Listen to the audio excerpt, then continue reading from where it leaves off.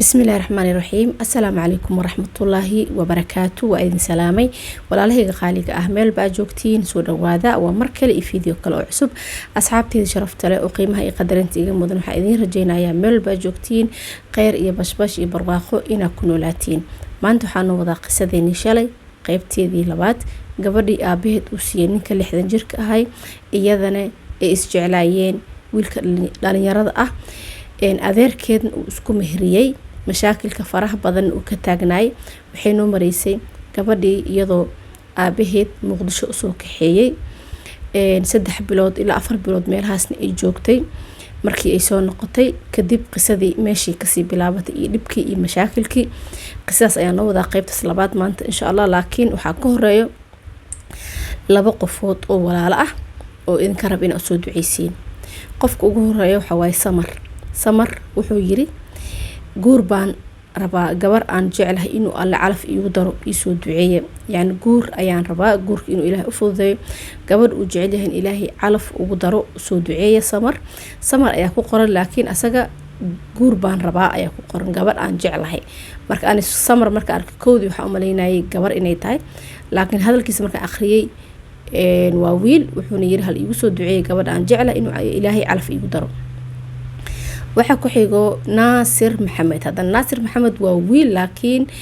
waxa la soo qoray canabey walaal ii soo duceeya dhawaan baa ilmo laygu qalay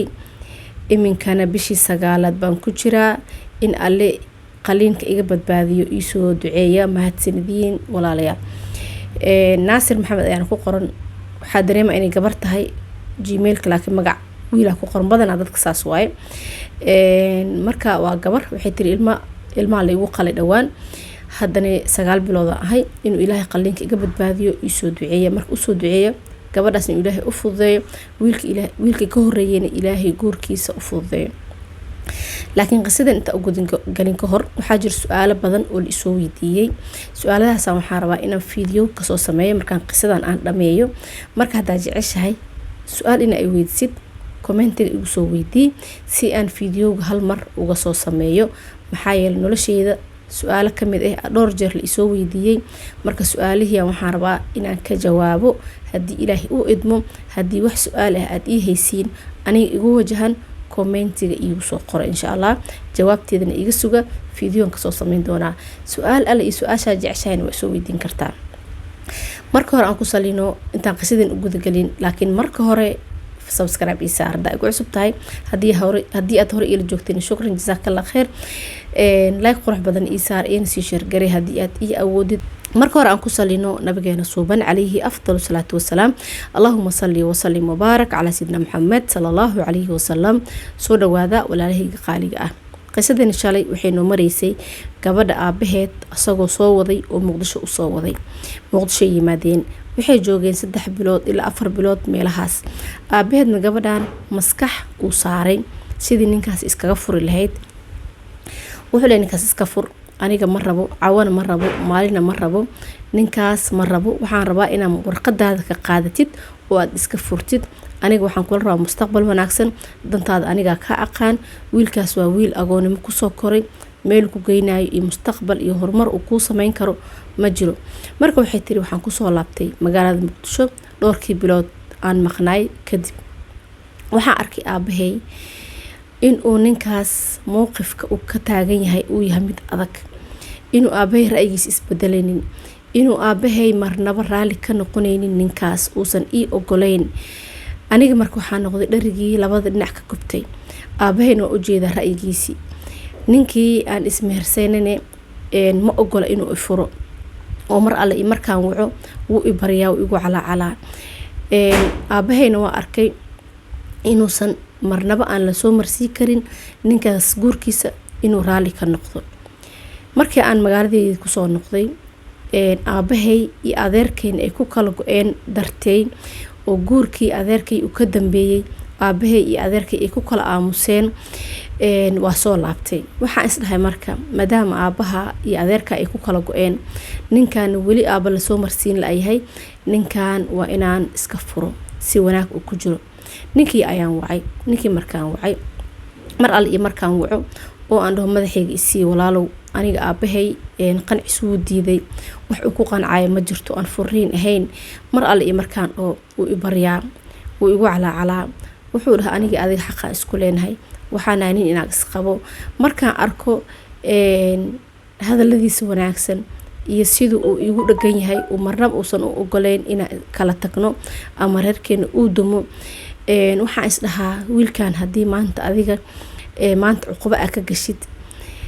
qofsaan kuu jecel qofsaan kuugu dhagan qofsaan kuugu mintidaayo oo marnaba aan ogoleyn inuu ku waayo xaqiisa waxaan is dhahaa beri waa lagaa gudaa taas nin kala kaa jari doono marka aan u fiirsaday hadalkiisa iyo wanaagiisa iyo dulqaadkiisa iyo sabarkiisa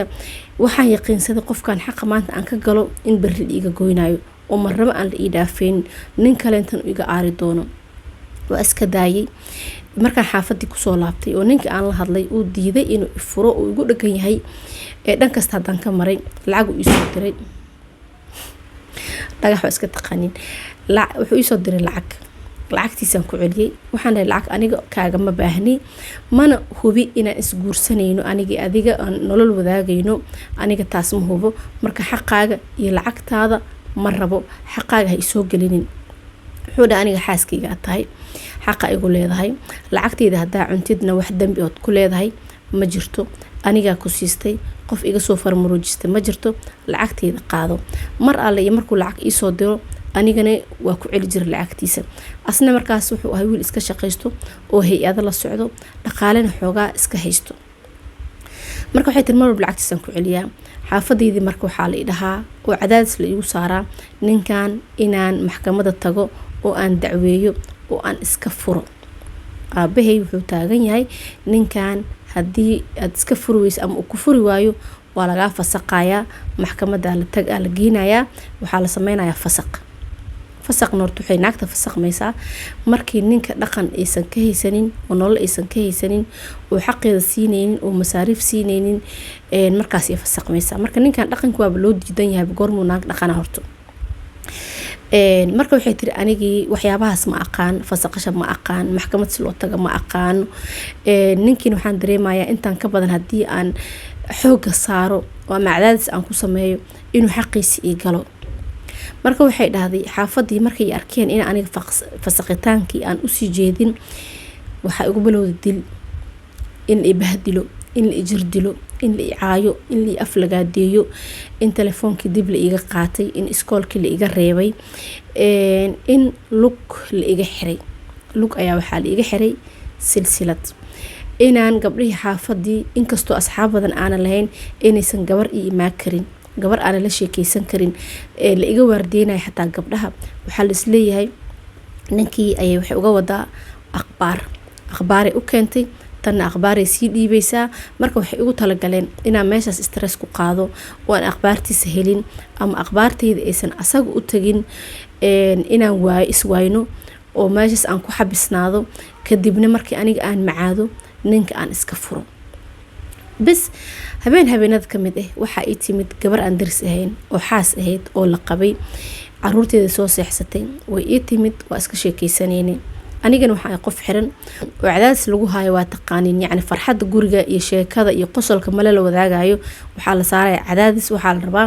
danta laga leeyahay in laga gaaro marka waxay tiri gabaraa ii timid waa iskala sheekeysanayay qof kaloo ila sheekeysata ma jirto gabadhii markay iga tagtay gabar wanaagsan ahayd ninka i qabana gabadhan ma taqaano mar alle iyo markay gabadhan iga tagtay hooyaday waxay igu soo dirtay walaalkay waxay tiri naagtan garaac waxa waaye ninkan wax u soo dhiibay warqad akhbaar u soo diray iyadan akhbaaray sii dirtaa gabadhaasna waxay tiri waa allaheed allah gurigeeday ka timid ninkana ma taqaano waxay ii keentay iyo waxay iga qaadayna ma jirto waxay tiri anigoo lugtii ka xiran hooyo waxay tiri garaac naagtan edbi inkastoo hooyo markii hore ninkan aysan mucaarad ku ahayn oo gadaal iska badashay oo gadaal iiga soo jeesatay waxay tiri walaalkay wuu i garaacay anigoo xiran oo meeshii la igu garaacay maalintaas sidii la ii jir dilay oo la ii cadaadiyey oo muxuu ahay la ii dhibay anigoo lug ka xiran go-aan waxaan ku gaaray inaan cidda ka tago oo ninkayga aan ku adkaysto markii hore waxaan dareemaa gabadh inay laba ka ahayd, marna ay dhinaca aabeed u janjeerto, marna dhinaca ninkeeda u jarjeerto, oo qofna aysan dooro karin, oo muxuu ahay ay laba ku jirtay. laakiin markaan waxay qaadatay go'aan kii ugu dambeeyay, maxaa yeelay waxaa loola dhaqmay si xaasidnimo ah iyadoo xiran oo lasii jirdilay. waxay tiri markii la idilay oo muddo meeshaas aan ku xirnay, waxaa ii yimaadeen oday adeerkay ah oo adeer iigu aadan iyo oday abti iigu aadan. waxay dhaheen waxaa tahay gabar yar 18 sano jirtaan, maxaa ku waalay oo muxuu ahay guurkan kugu imtixaanay, maxaa ninkan kugu dhajiyay, ma hadalka waalidka maqashid, maxaa ka og tahay guur, gabdhihii kaa waaweynay oo weli aan guursan ayaa joogo, adiga guur maxaa ka og tahay, waa lagaa weynaa dadkii kaa weynaa ee xaafadaha joogo oo weli aan guursanin, nimana aan saan ugu dhaganin, adiga maxaa mashaakilkan ku daba dhigay, gabar yaraa tahay, ma ninkan go'aan ka gaartid. waxaan dhahay adeerayaalo dhageysta, aniga shalay anigoo gabar yar ah oo wax iska baranayo oon guur usoo jeedin oo caruur ah, oo aabahay wuxuu isiiyey nin asaga ka weyn oo 60 jir ah. guurka iyo nin in la isiiyo iyo nin in la igu daro adinka xagiina ka timid, aabahay xagiisa ka timid, aniga guur uma soo jeedin. carar aan ninkaas oday ka cararayo ayaan waxaan ku guursaday wiilkan aan isjeclayn. marka haddii fursad la isiin lahay oo ninkaas aan la igu qasbi lahayn oo aan la cadaadin lahayn, aniga nin ma guursan lahayn, ninkan ma guursan lahayn. guurkani adinka ii bilaabay oo ninkaas odayga ah ii keenay. marka waxay dhahday markaas kadib odayaasha horta way iga tageen, anigana waxay dhahday xoogaa waa la iga dabciyey, cadaadiskii faraha badnaay, telefoonkaygaa la isiiyey, xirig ayaa la iga furay. iskoolkana sanadkaas wuxuu ii ahay sanadkii ugu dambeeyay, lugtiyaa la iga furay, iskoolkaygaan dib ugu laabtay. iskoolkayga markaan dib ugu laabtay oo saasay tahayna la cadaadiyo weli, oo يعني xabsigii iyo يعني xirxiritaanka waa la iga daayay, laakiin cadaadis xagga afka ah la igu hayaa, oo aflagaadays iyo dhaga hadal iyo mararka qaarkood in walaalkay la igu diro, walaalkay i dilo, oo anigana go'aankii aan shalay gaaray mid kasii xageeyo aan sii qaato, oo aan kasoo dabcin, oo aan ku adkaysto ninkan inaan iska furin. mar walbo aniga la idilo markii la igu dhaga hadlo waxaan sii gaaraa go'aan ah inaan ninkan nolol qaybsado oo aan iska furin. waxay dhahday marka iskoolkaygii waa dhamaystay, iskoolkii aan dhamaystay, imtixaankii ugu dambeeyay u fariistay, imtixaankii la soo dhajiyay, ma sugin tiri shahaadadii, natiijadeedana ma sugin. waxay tiri maalmaha kamid ah anigoo sidii rafaad ugu jiro, laakiin waxbarashada ku jiro, waxbarashada iska wato, aan waxaan la soo hadlay wiilkii aan isqabnay. waxaan dhahay waxaan u baahanahay lacag ii soo dir. wuxuu ii soo diray lacag $400 ah. lacagtii markuu ii soo diray waxay tiri 200 waxa u qaatay kaash ahaan, 200 telefoon number uu igu soo shubay. waxay dhahday lacagtii maalintaas hooyo waxay ii dirsatay suuq wax iiga dirtay. waxay tiri maalintaas hore ayaan u baxay, waxaan aaday ama hore ayaan u dhuntay anigoo adeeg la ii diray oo suuqa la ii diray. maalintaas hore ayaan u baxay, baabuur ayaan raacay, waxaan aaday magaalo kale. magaaladii kale markaan tagay telefoonkaygii waa xirtay, cideedii familkii aan ka dhashtay cir iyo dhul meel aysan iga raadinin male. ninkii waa la qabsaday, waxaa lahay gabadheeni adiga ku maqan tahay, adigaa duufsaday oo guriga ka bixiyay, gabadha meesha aad gelisay kasoo saar. wuxuu dhahay gabadhan sidii idinkaga maqan tahay oy anigana iga maqan tahay, aniga ma arkin, mana qarsanin, mana wadanin, meelna kuma ogi, ilaahay ayaa igu og. marka ninka aan qabo mar walbo gurigeenu marmarka qaar imaa jiray. aabahay wuxuu dhahay markii dambe aniga kuma arki karo, baryadaada tirada badanna ma rabo, maxaa yeelay aabahay markasta wuu u tagaa, wuu baryaa, adeero aniga gabadha jecel, waa dhaqan karaa, waa qurxisan karaa, waa wanaajin karaa, adeero isku kaana faatixay, adeero gabadha isii, adeero raali naga noqo. marka ani wiilkan iyo gabadhan waxaa uga jeedaa xataa intaan oo la cadaadinayo mar hore waa awoodeen inay israacaan oy aqal galaan, oo familkana markaas markay haddii aqal galaan kadib waa meel laga hadla ma jirto. laakiin intaan layska daba jiitamayo waxay raadinayeen inay waalidka raali ahaanshahooda ama raali ka noqdaan oo kadib isguursadaan. marka waxay tiri mar walba iyo markuu guriga yimaado waa la raacdeeyaa, waxaa la dhahaa iga tag, gabar kuma siinaayey, wejigaagana mar dambe horteeda ha keen. almuhim waxay tiri anigii waa baxay, lacagtii baabuuraan ku raacay, waa dhuntay. asagina markii la weydiiyey wuxuu yidhi aniga gabadha sidii adinka idinkaga maqan tahay ee anigana iiga maqan tahay oo meel aan ku ogahay ma jirto. aniga waxay tiri waa la i waayey, ceri iyo dhul meel aan la iga raadinin ma jirto. waxaan aaday magaalo kale, waxaan isku baranay baabuurka aan soo raacay gabdhihii aan isbaranay magaalada waxay ka raadsadeen shaqadii markii ay raadsadeen anigana waxaan dhahay maadaama aan isla nooleen aan isnaqiinay shaqaan u baahanahay inaa ii keentiin. shaqadii ii keeneen, shaqada waxaan dareemaa inay tahay shaqo guryo laga shaqeynayo. waxay tiri marka shaqadii ii keeneen waa shaqaystay, 2 bil ayaan shaqaysanayay, bish 3aad ayaa iigu dhalatay anigoo meesha joogo. waxay tiri magaalada waxaa degan eedooyinkay, ma aana raadsanin qof i xigto iyo qof wax ii ah iyo qof wax i taqaanaba, intaba ma isku raadsanin. waxay tiri caradii waa la gediyey, adduunyadu waa la gediyey, meel kastoo la iga raadiyey waa la i waayey, waa la iga quustay. waxay dhahday marka 2 bilood kabacdi ama 3 bilood kabacdi telefoonkayga xataa wuu dansanaay. 3 bilood kabacdi telefoonkaygaan furay. haddii aan furay waxaan ku arkay codad badan iyo maseejyo badan oo odagayga ii soo diray, oo i baryaayo, oo i tuugaayo, igu calaacalaayo, oo i dhahaayo ma nooshahay, ma caafimaad qabtaa, maxaa kugu dhacay, intee aaday, warkayga iyo akhbaarteeda uu aada u raadinayo, iga walwalsan yahay. familkayga siduu asaga iga walwalay iyo codadka ii soo diray iyo siduu ii baadi goobayay, aniga laftirkayga waxay tiri markaan dhageystay caloosha ay hortay. waalidiintay iyo walaalahay sidaas iima raadinin, markay i waayeen way iga quusteen. laakiin markaan arkay qoraaladiisii iyo codadkiisii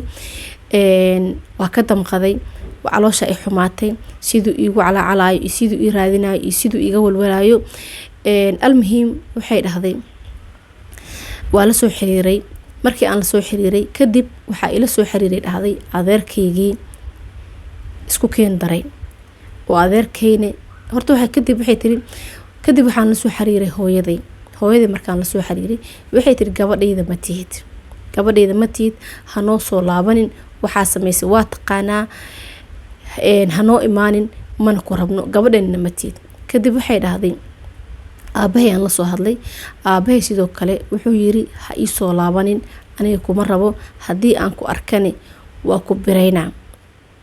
wuxuu yiri waa ku biraynaa haddii aad ii soo laabatid. markaas kadib waxaan la xiriiray adeerkaygii isku keen meheriyey.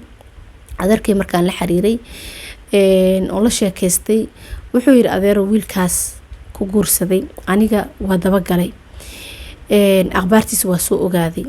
7 beri waa la sheekaysanaya asaga, wuxuu yahay oo dhan waa aqriyey, waa wiil wanaagsan, nin maanta ka fiican ud guursan lahayd adeero ma jiro, ninkaaga dhaqo, iska aqalgal, is aroosa, meel dega,